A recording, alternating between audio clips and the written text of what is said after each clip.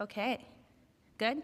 All right, well, welcome to this panel discussion titled Thriving in a Hybrid Environment. Before we get started, a couple housekeeping things. If you haven't already, please scan the QR code or join our menti.com. In the spirit of hybrid, this is gonna be an inclusive experience. We want people at home that are in as well to be able to participate. So all questions and Q&A will be directed through the app. We'll be able to see them here live. Also, bear with me, I'm trying some new technology, so let me know what you think, how it goes.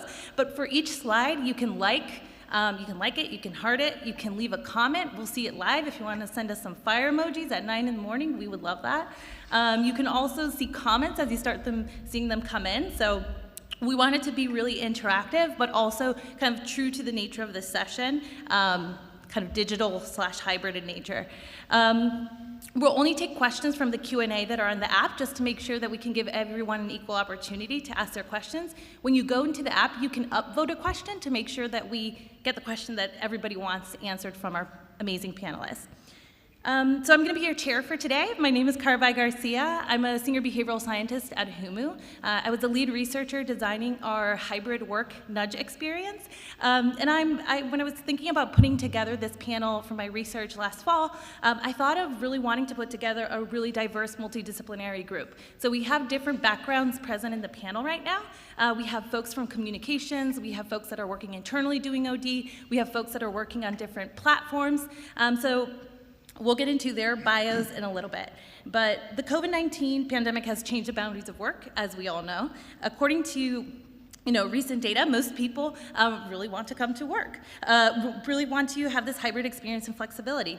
However, the literature tells us that telework is going to take much more than privacy robots and balloon walls to make it work. And so today, the goal of this session is to discuss what these multidisciplinary perspectives are talking about and doing and in their companies. So to warm up, let's get started with a poll. In what decade was the term telecommuting coined? I feel compelled to do the Jeopardy. Ding, ding, ding, ding. All right. Oh. Okay, let's see a couple more folks come in. All right. So it was actually coined in 1970. Sparked by the oil crisis, telecommuting first entered the US public in the 1970s by a NASA engineer. The idea was at the time to move work to the workers rather than move workers to the work in an effort to alleviate traffic and reduce energy consumptions.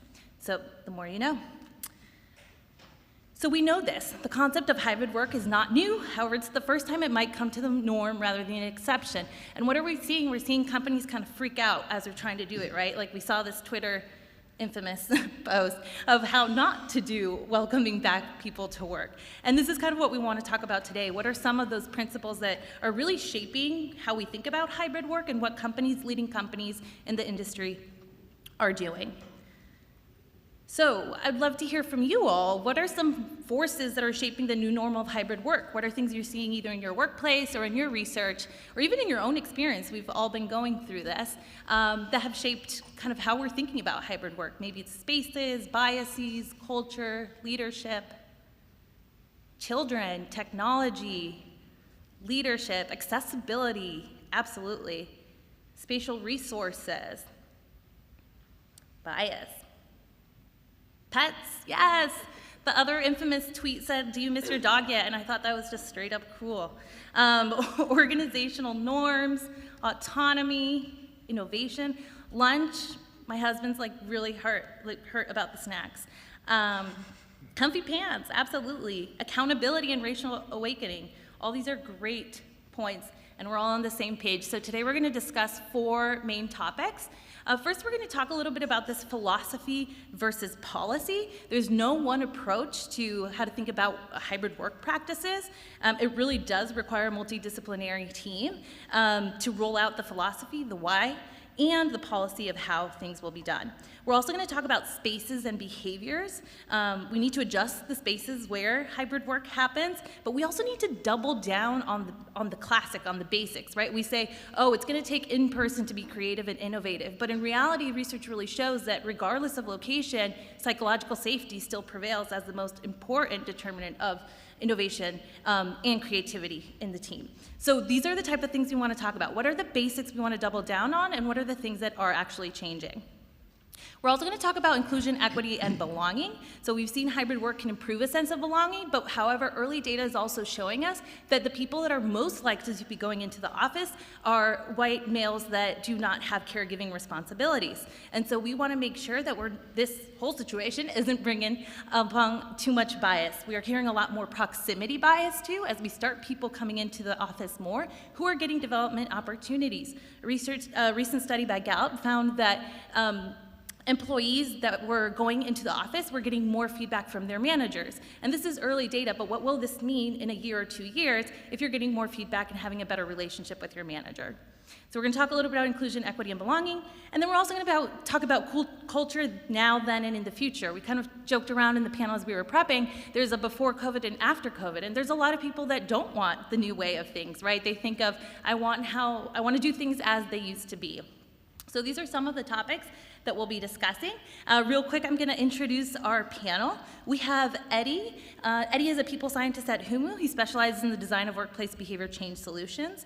Eddie earned his PhD in IO psychology from the University of Tulsa. We have Laurel, who currently works at LinkedIn as an employee experience flex work leader. Laurel is our designated multidisciplinary member who's been a champ to join us at SciUp for her first time. Please give her a round of applause. I also have a degree in dance, so not trying to brag. We have Shelby, who's an organizational effectiveness consultant at Stripe. She's been really leading a lot of the work and research at Stripe on how to tackle remote and hybrid work. Shelby received her PhD at Bowling Green in IO psychology. We have Beth, who's a global organizational development specialist at National Grid, a large gas and electric utility based in the Northeast and the UK. She is also leading the group out there that is thinking about the return to office. She has her MS in IO psychology at Salem State University. Unfortunately, Mark Rivera could not be with us, but he was our other multidisciplinary perspective. He was a UX researcher at Slack and led a lot of the Future Forum work. So I have represented his perspective as much as I can here, but we'll also field questions as they come. But on that note, let's get started. So there are many ways that organizations approach hybrid work. Tell us how your organizations have defined its hybrid work plans and what have shaped those policies and philosophies. I'm going to start with Shelby. You can just talking to this guy? Okay, cool. Can people hear me? They can? Great. Hi everyone, I'm from Stripe. So at Stripe, we're really thinking not really about hybrid work, but about distributed work. We have employees across the entire world, a huge workforce outside of the US, a very large remote footprint, so the idea of hybrid work doesn't even really make sense for us because people, even if they are in an office, are likely in a very different office. And so we spent the whole last year trying to define what it is Stripes were looking for when it came to work, taking a very employee-centered approach to the model we defined, and ultimately we decided to lean into flexibility, allowing our workforce to work from where they wanted, when they wanted. However, we are using this year to really study what those natural equilibriums of work look like. So what percentage of people are using different offices? What are they using those offices for? Are we seeing that different types of employees have different needs in the office? And how do we facilitate those while also enabling resourcing for that distributed work? And so what we found so far, we're still collecting feedback on this program, iterating as needed. And overall, what we found is our Stripes are really passionate about flexibility. They love the option to work from where they want, when they want, and they are really excited to come together at just like a much more infrequent cadence than we saw prior to the pandemic. So we're gonna keep monitoring productivity collaboration outcomes as well as equity outcomes to ensure this model works for us. But as of now, it's really working for our employees and really working for us. Yeah, and I think about Stripe being kind of a leader in tech, right? They always were a little bit flexible, right? They were flexible forward.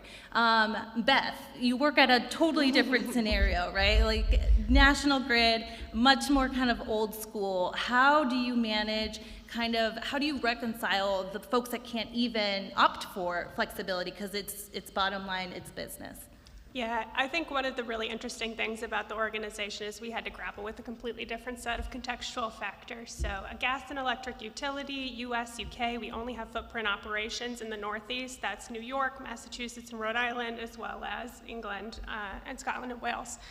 And of our employees, of our 30,000 employees, about 70% of them are field-based operational workers, right? They're essential workers. They were on the ground, they were in our transmission centers, they were in our control rooms, keeping gas and electric flowing to people, right? So you probably relied on them to power up your laptops, to keep the lights on, to keep the heat working for you. Wherever you are, you probably have a utility worker. So for us, it was a different sort of factor. We had a very traditional bureaucratic sort of organization before. I'm not going to say it's completely transformed, but we were very proud of the way we were able to get everybody who could work remotely home at the height of the pandemic within the space of a few weeks. We were able to shift to more of to use more technology. I can't tell you how frequently before the pandemic it was difficult to get anyone to be on camera, on WebEx, which is what we were using before, and it was impossible, if not difficult, to get people to share their screens. But now we're using Teams, and people know how to do this. It's very fluent. So when it came back to the time to transition more into this, how do we move people into this hybrid working model, we had these really two very different segments of the workforce. So we had to take a more leader-led approach that allowed leaders to really understand and own what it was that they were going to do within their business operations. And that, in and of itself, that leader-led approach was different from us. We were used to taking that very top-down hierarchical, it's the CEO who makes decisions, maybe we're going to put out a policy, maybe it's going to be a 50-page policy for how to do this. So we took more of a one-page, two-page policy approach where we said, we are trusting that you as leaders, and we define that as our top-level leaders in the organization to some extent down to the director level, are able to make decisions for your teams if and when they can come into work. But we did put some guidelines and boundaries around that. As a utility organization, we do have a physical product that we deliver in the territories that we deliver. So we said to people, we don't want to have a work from anywhere model. And so we have put into our policy that people do need to live in the service territories or in the adjacent states that we support. So as you can imagine, there's some tension there with people who might technically have jobs that could be done from anywhere, your IT, your legal, your HR, et cetera. That's been sort of where we've had to manage some of the more tension or more points of tension with different within the organization. Yeah, the great point of the centralized and decentralized decision making, right? Is that a policy or is that a philosophy? I've been seeing a lot kind of organizations adopt, it's a policy, but when you're really living it up to a judgment of someone at a team, doesn't that sound more like a philosophy? I'm curious, Eddie, your thoughts on, how do we manage some of this disparity and kind of that relationship that people have to manage with their managers with these different roles and making these decisions? Sure. So some of the organizations that we partner with, of course, they have roles that, as we've heard about, by nature have to be on the job. So the hourly roles, the operation roles, the retail roles, but within that same organization, you have roles that can be completely remote or hybrid.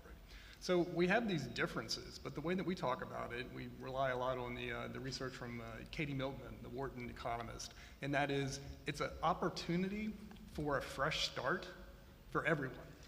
So all of those roles have an opportunity to reevaluate what your norms are, what your practices are, but to varying degrees. So we've talked a little bit about policy versus principles, or philosophy. I like to talk about principles. So making sure that within your hybrid process, you do have a core set of principles that guide what you do. So for example, at Humu, the principles that we have around hybrid are, we want to make sure that we're making people-centric decisions. So optimizing for what people want while balancing what the organization needs. Another principle is iteration. So we're going to try stuff out, we're going to learn, and we're going to see what we can apply to make something better. And then finally, flexibility. So I throw that out as an example to think, regardless of what the role is, those principles are applicable. So be sure that you're being equitable as you think about, all right, we have this one professional role where we can really get flexible and let people do what they want. We have this other role that is more structured within certain aspects of what they're doing, showing up for a certain time for a shift. But let's break that apart and see, even within those roles that have to be in person or are more structured, are there opportunities to increase flexibility, increase clarity? So again, the primary piece of advice is let's make this a fresh start for everyone as we're putting these policies and principles together. Yeah. What are some of the practices, I'm curious, that your organizations have implemented for the pandemic that for remote work, but feel a lot less relevant for hybrid work? Shelby. Yeah, so obviously I think all of us are probably in this world where we try to have very intentional Zoom meetups. And, you know, while maybe that was something we could do in a virtual world that maybe didn't facilitate the same relationship building, the excitement, the culture we really want to create. And so despite the fact that we're highly distributed, we do have a huge remote footprint. We've actually taken on trying to help our remote stripes, if they're co-located or regionally located, try to meet up. And so creating resources for them to do that, systems and processes for them to do that. And there's been so much excitement and engagement in that already. And so just because you're not on the same team doesn't mean you can't create relationships within the organization that really helps cross-functional collaboration, learning about others. And so we're seeing that whether or not you're located in the same location or if you're remote, we create those hubs of relationship building, but then also moving away from focusing on desking in an office, which is what we all saw pre-work, but really creating spaces that facilitate teams to come together and giving them the resources to do that. And so moving again away from teams coming together just to work, but really creating intentional opportunities for them to meet up a few times a year to build those relationships, collaborate. So again, moving away from virtual hangouts to actually seeing people face to face, which I think anyone who has gotten a chance to do that has been really great. Yeah, I actually read some recent also article that was mentioning a study where they found that actual creativity ideation was better in person, but actually picking the right idea was actually better virtually. And asynchronous activities are actually better for people to avoid groupthink, avoid a lot of the areas that kind of hinder creativity. So while it might be great to be in person to just generate a lot of ideas, a recommendation might be to take it offline to then select what is the best idea for the team. Give people to sit and simmer in the ideas and then kind of really move towards that creativity. Laurel, I'm curious of your perspective of how we communicate these things. Yeah. So my role in employee communications is really focused on technology and how we're engaging and communicating and creating equitable experiences for remote workers. I myself am remote, so I'm also sort of living the dream in the remote space. Before the pandemic, LinkedIn, I don't know if any of you have ever been to a LinkedIn office. Anyone in here? Okay, then you know the offices are amazing, right? They're incredibly beautiful facilities. There's all the free food you could ever want. And so we were 95% in person prior to the pandemic. Since the pandemic, we have about 40% of our organization that's new. Most of that is growth versus attrition. And then now we have, of all of our employees, about 30% of them are remote, fully remote like me. So I live in Austin, Texas. I think the nearest office to me is Omaha. So it's a bit of a drive for me to get there. And so one of the things when we're thinking about how are we encouraging new behaviors in remote work, because so much of our interactions were really firsthand and our entirety of our culture was really based on those firsthand experiences that you would have over the boba bar, or that you could walk into a meeting and meet different people and talk in those real-time situations. And so one of the biggest challenges we have right now is really getting people to work out loud. And so some of that goes to what Karabe just said about creativity. We're not used to sharing ideas early and often in digital spaces. And so a lot of my role isn't so much telling people what to do or what are our key strategies and what's our hybrid work strategy. It's really more about encouraging people to participate in digital spaces so that people like me who don't have the opportunity to go firsthand can still have an active dialogue, create new relationships, stop my networks from shrinking by meeting new people through kind of serendipitous discovery as people are sharing their work and getting feedback. And that takes a lot of effort in order to get people comfortable with that and to encourage that. So I partner with our leadership team to ensure that they're getting out in front of people, and when cool conversations happen like that, where you're making these new connections, that they're reinforcing that openly and kind of as communicators. Then it's my role to amplify that and say like, hey, look at this cool cultural moment that just happened in this digital space that no matter where you are, you can participate in. So yeah, so that's kind of.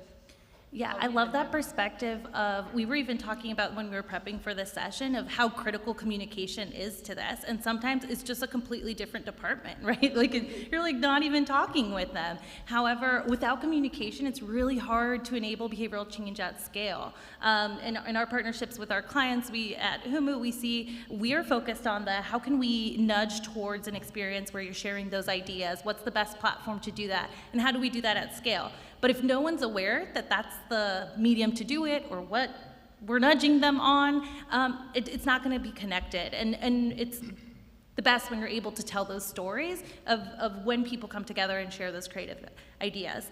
But we've heard kind of what you were saying in terms of there's been a sense of before COVID and after COVID, such that organizations have really mixed experience of people that had an only in-person experience before and maybe now are fully remote, or were hybrid before and now are fully remote, or are just new to the company, right, and haven't been experienced that in-person culture at all. How should organizations be thinking about the evolution of their culture in hybrid work? Eddie, I know you've been thinking about this a lot. Yeah, absolutely. So just when we're thinking about culture, the before culture or the after culture, obviously what we're dealing with now is, if you think about culture as being defined as what people do when management isn't looking, well, now we have a lot of people that are acting when management isn't looking. So what does that mean we need to double down on? I think defining what culture is. And so if we have this disconnect between people who are saying, gosh, I sure do wish like it was when we were all together. Well, what was that? What do we want to pull through? Was it collaboration? Was it trust? Was it a sense of meaning? If so, how can we take those principles and pull them through in the new environment and make sure that we're reinforcing those? One of the things that we have seen with a couple of organizations that we're partnering with is a tremendous amount of variability in how people are feeling about the cultural change and their confidence in the transition by different departments and frankly by different leaders. So one of the things that this emphasizes for us is in terms of who are those linchpins, those points of contact that are gonna bring the new culture through. Well, it's managers. And it's leaders. And so, we all know that needs to be a high degree of focus, but even more so now. And when we look at what managers need to do around creating those new norms, giving support, communicating more directly, providing feedback, a sense of belonging, all that stuff that we know creates the kind of culture that would enable these things to pull through regardless of environment, what we find is most managers don't have those skills. And if they were able to be successful before, a lot of it was because, well, you're right in front of me. I walked by your office, and I'm gonna check in on you. Or I see that project that you're working on. Now, a lot of those things, it's not gonna be readily available. So my skill set as a manager needs to really emphasize what these key points are. And frankly, I need to know what actions I should be taking. Because that's another component of the principles and the culture that we see is organizations are spending a lot of time around what do we need to make these words be? How should we be defining these cultures? But then after you've rolled it out and people are back on the job, they're looking around saying, that's great, but what should I be doing differently? What are the actions that I need to be taking? So clearly, as Carby described, we approach that through thoughtfully deployed nudges. So making sure that people have access to what are those actions that I can be taking. I don't want to go take another training course. I don't need to read another manual. I don't want to have to get this from someone else. But what are the actions that I can take that are going to allow me to be that leader that can pull culture through?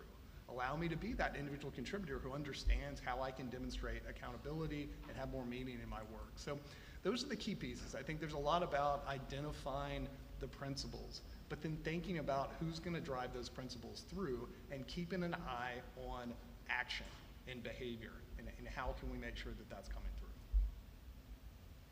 Beth, I see you nodding. I'm nodding so much, and it's almost the flip of the question that you asked before, what isn't going to go through to the, post-pandemic or post-COVID, but what do we want to keep from pandemic? So I was nodding because at our company, we saw leaders become so much more vulnerable and open because people were seeing them in their living room because they were on screen, they were on camera, they were showing off. But also we had this intentional push around mental health and wellness at the same time. And as much as psychological safety obviously is important, that actual increase in leaders and these tough utility leaders, white men in their 50s, 60s, talking about, actually this is really hard for me, this is hard for my family, really increased that sense of people getting belonging and an ability to feel connected. That's certainly something we want to keep going forward. Absolutely. Also, Shelby, I also see you taking so many notes. Please share with us. Copious notes. Copious notes. Yeah, so as we were thinking about this, culture is so important. I think we've all kind of talked about the reasons of that, but thinking about what is it about the physical space that drives culture and trying to figure out how to emulate some of that in a distributed environment. And so what we kind of thought about was relationship building, obviously. How do you create those very intentional opportunities to get to know people? I think seeing them in other environments, seeing them potentially in their pajamas has been really nice for a lot of us to get to know people, seeing what's in their background. I can't tell you guys how many times you see someone who was like a high up leader and you're talking to them and they have a poster about a movie that you had no clue they were interested in, and that creates really interesting opportunities. So trying to build on that. Stronger processes, so we know that our systems and processes are inherent to our culture. They drive the behaviors that people really enact, and so being really clear that we're not only rewarding the outcomes of work anymore, and we're really focused on the how piece, because how people show up on the daily is even more important because it's only virtual. And then the last one is being very intentional with communications, as I'm sure Laura will speak to, but not that that wasn't important before, but how our leaders show up. Are they really being transparent and authentic, which is core to our culture? How often are they doing that? We now have weekly meetings, and they're very casual meetings with our leaders and our founders to really tell us what's going on, what are the new products, what are customers saying, and it's very informal, and I think that speaks to that culture in a distributed way.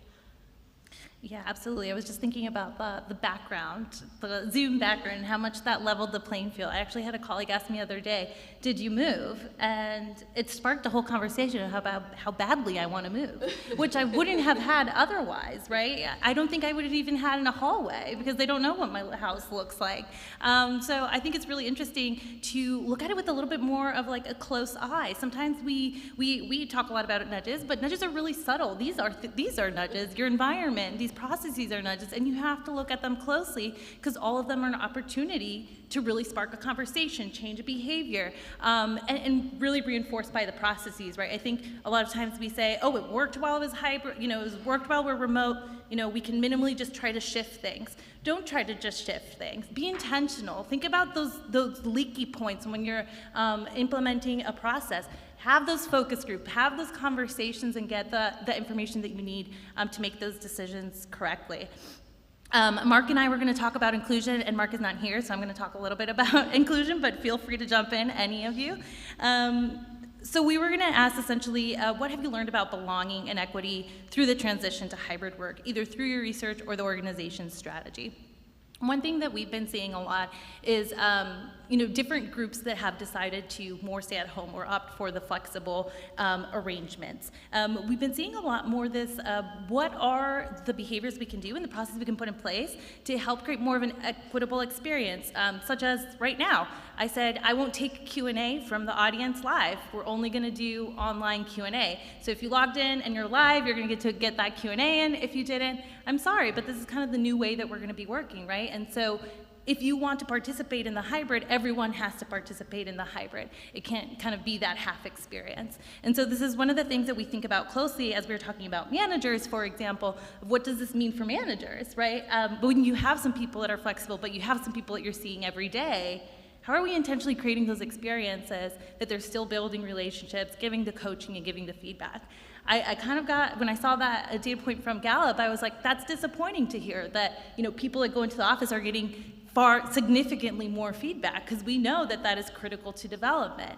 So how do we create those moments of feedback? How do we create the right manager kind of coaching relationship that is channel agnostic, right? It doesn't matter if you're live, doesn't matter if you're hybrid. I will open the floor to see If any of you have thoughts on inclusion, equity, proximity bias, how are your companies thinking about this? I'll say something. So this is kind of a personal experience, but one that I think of a lot as I think about hybrid work and then coming back to the office. So I'm 6'1", just slightly taller than the average woman. I also like to wear heels, so sometimes I'm 6'5", and I'm very proud of that, and I'm not hiding behind it. I have a very good friend who is an Asian male, and he's 5'2". And one of the things that happened when we all went remote is that he noticed he got more space. So people started including him in conversations that previously he wasn't asked about when he was in person. He also felt like they included him in more conversations, right? Not only just in the meetings he was already invited to, but in future things, and they asked him for feedback in ways in person didn't. I noticed the opposite of that, right? When I walk in a room, people tend to remember, right? Like, people are like, oh yeah, Laurel, like that one, right? They'll remember you And, today. Yeah. The calm person that came to SciUp. Yeah. So like, but when we went remote, I just became like another 5'3" woman, you know, and no offense to average women, like, but it was a noted difference for me, right? Where like people would, when I was in person, always ask for my feedback because I sort of commanded a room with my height. And so I think about that a lot because one of the things my friend said to me, he was like, I'm really nervous to go back to the office because I'm afraid I'll lose my voice. And as a woman who's very tall, I found that in order for me to help be an ally to him, even as like a man in the workplace, I have to make sure that I'm making space for him in meetings that I might participate in. And so one of the things that I've been working through and talking through with leaders is like, how do we continue to do that as we shift back? Because he is so hesitant to go back to the office and to meet people in the real world because he doesn't have the command that he does in a virtual world. So just a thing to think about as you do transition back to the office and consider people not just based on gender or ethnicity, but height as well. That is great. I also think there's the opportunity to look at those situations where these individuals or these different experiences happen where you feel you lose your voice or you feel it becomes really evident, right? So in that feedback point that I was making earlier, even if you have an employee that goes 3 days in the office, have the feedback conversation on the days that they're not in the office, right? Be intentional. This is how we're going to do it. It's going to happen hybrid. Or if you can make it happen in person in a different way, it's not going to be perfect. And I think we all know that. But it's like the opportunity is ripe for IOs to continue kind of finding these micro moments. And also I think we've focused so much on organizational level, really kind of lofty kind of research. But that's why Mark's perspective from a user experience perspective was telling me sometimes we like to go and look even more granular. Let's look at a team, let's look at a manager, what are they doing differently? So even opening our methods to how we collect that information and kind of start to understand the context in which people work. You have some thoughts, Shelby? I mean, I always do. Always share something. Yeah, so in terms of the equity piece, thinking about our really flexible research model this year, really trying to learn. So inclusion and equity was a key outcome we wanted to evaluate against.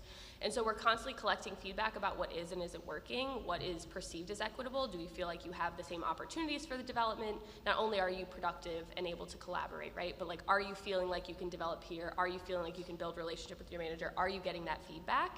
But then also sharing that back with our managers as a source of manager enablement. So I'm coming from an org where they very much care about data. We really want to make data-driven decisions, and so telling them to be equitable doesn't drive the same behavioral changes as showing them data that says, hey, those people working in X location are feeling this way. We have to reduce that. Here's ways for us to do that, and hold them to accountable to like make those changes for their people. And so what we're seeing is constantly getting that feedback, sharing it back with managers is having a better impact on those equitable outcomes, because people unintentionally, right, behave in certain ways in person that they don't virtually. And so without calling it out, they're not seeing the implications of that.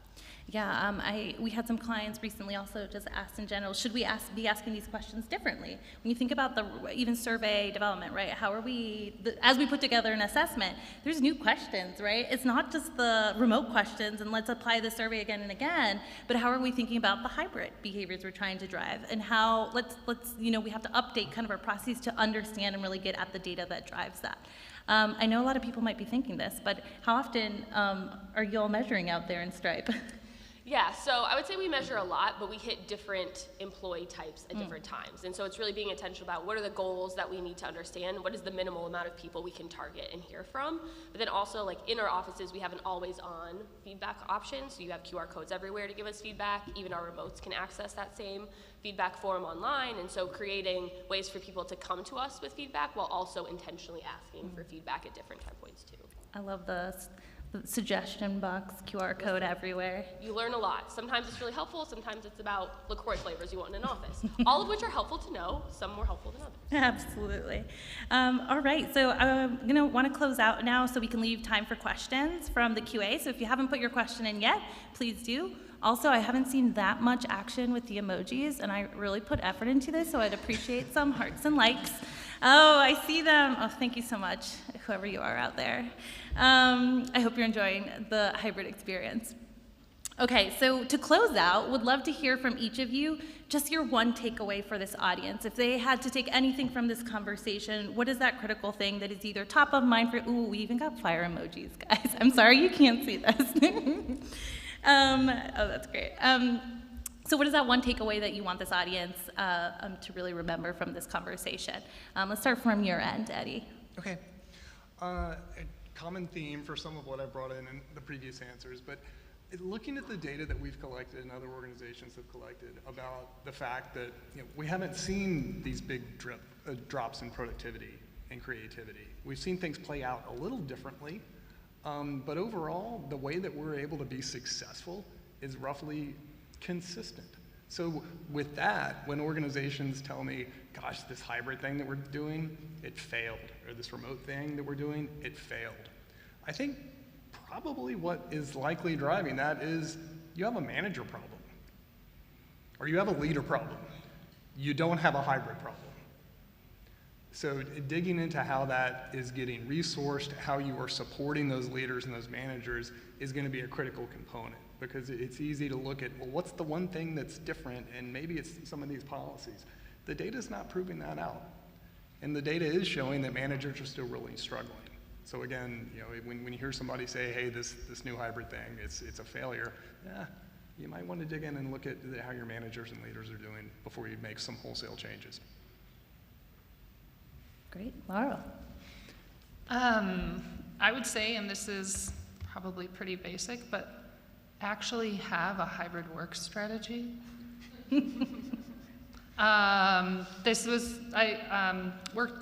I've been at LinkedIn for 9 months, and I worked in a previous role at Microsoft where I worked with a lot of different Microsoft customers, and surprisingly, many of them did not have a hybrid work strategy. So have that, just start there. And I said, and then beyond that, be able to identify the behaviors, whether it's with your leadership or with your employees, or the behaviors that reinforce your culture, or tactical procedures and operations that you have at your company. Make sure to define what ones are working right now, what ones get you to whatever your goals and priorities are in your strategy, and what ones you need to stop. And it's a really difficult thing to define, and even at LinkedIn, it's a challenge for us to get leadership to think about it in that way. And then alongside of that, when we think about communications and how we're reinforcing those behaviors through communications, we've really had to do a lot of work to get them to think about data first, and not just communicating through random acts of communication, like if we put it everywhere, then everyone will see it, and that way everyone understands all the things. And I'm like, well, if we were a little bit more intentional about where we were putting things, why we were putting them there, and the voice and the tone that they're carrying forward, then we'll be able to get actionable insights that influence whatever behaviors we're trying to change or keep, and then ensure that that ties back to our hybrid work strategy. So that's my key takeaway. Just start there if you haven't already. Beth? I find that the question I get most frequently at my organization is, you say we have a hybrid working policy. Do I have to come into the office 2 days or 3 days? Which is it?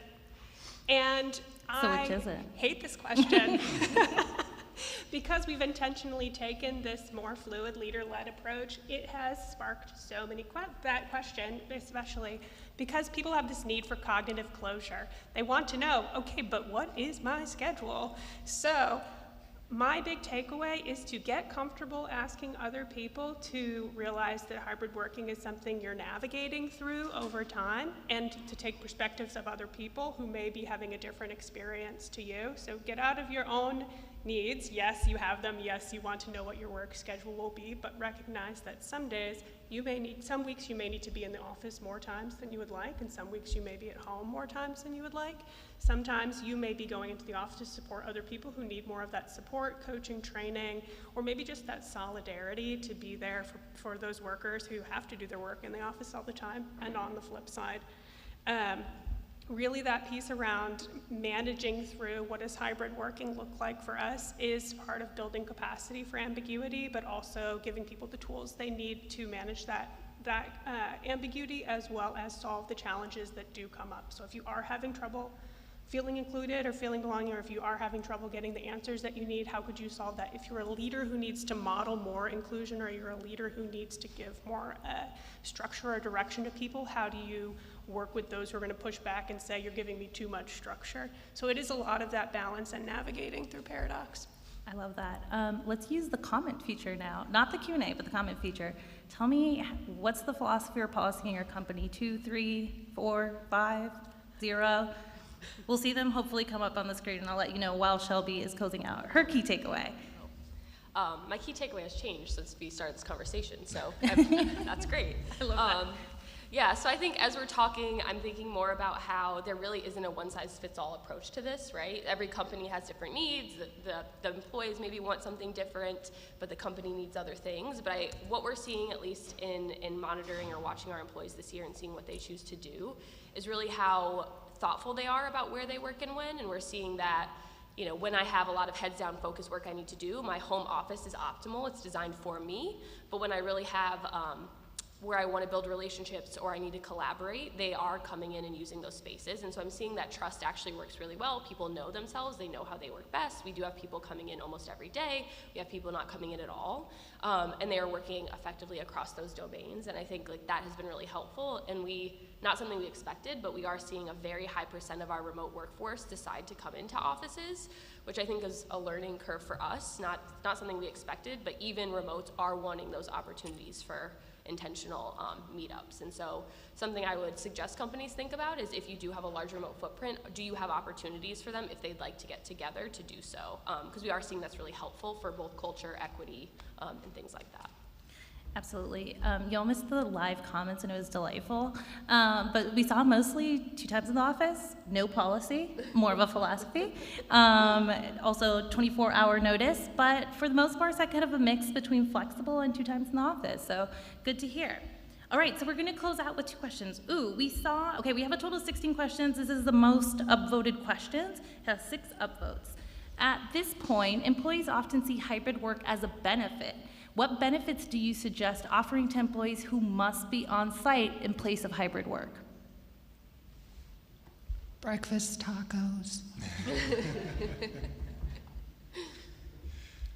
I mean, making the office enticing definitely doesn't hurt, right? And so that doesn't mean not every office has to have a boba bar, though that's very cool, I will say.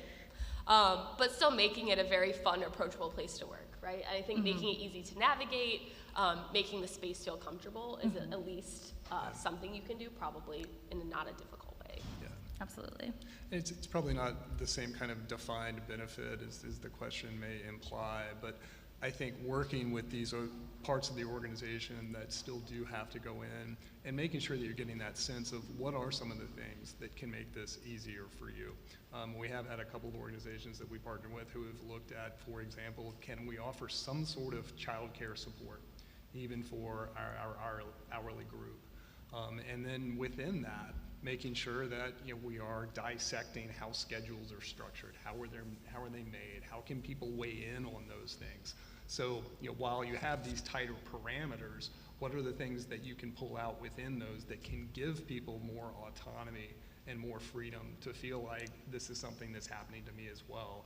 And also, looking at some of those more formal benefits to see can modifications come down from a higher level of the organization to that front line. I think just to build on breakfast tacos, from a interacting with your team, right? We've noticed that there's a lot of people who may go to the office, but their team may be remote to that office. So we built out technology, we call it Flex In, that allows you to share your calendar with your team to know, so that they know when you're going to be in the office, or if you happen to be traveling to a different office, you can share it with like other people who you might be working with. And that has allowed some flexibility for employees to be able to connect with one another without knowing and having to email everyone to say like, hey, I'm going to be in the New York office. Does anybody I possibly know going to also be in the office that day? So it allows our employees to have flexibility to travel to the different offices and still connect to people that they might know that could also happen to be there too. Okay, it looks like the next most upvote question is for Laura. So how do you go about creating those water cooler experiences for remote workers? You mentioned it's a part of your job. Can you give an example? Yeah, so, I mean, for those of you who don't know, LinkedIn is a Microsoft company, so we have a lot of different tools, but we use, Teams and Yammer a lot. One of the things that we did when, actually probably around when I started about 9 months ago, we started creating communities that are associated with the location. We had a real gap in like really local information, being able to access and see that, kind of in that flex work mindset, right? If I'm traveling to Chicago, I want to know if they're having like build your own succulent plant that day. LinkedIn's very cozy. We give everybody blankets and we want you to feel really good. It's part of our culture. And so a lot of what we were doing is trying to figure out how we can create localized spaces for people to be able to engage and share information digitally. So that was one thing. Similar to what you both have been talking about, we've been looking at resources for remote employees to get together. Like I just did an event in Austin there were about 50 LinkedIners in Austin, and so giving us the money and ability to go to a place that we can all get together and just talk and hang out. Also exploring other opportunities to use different facilities.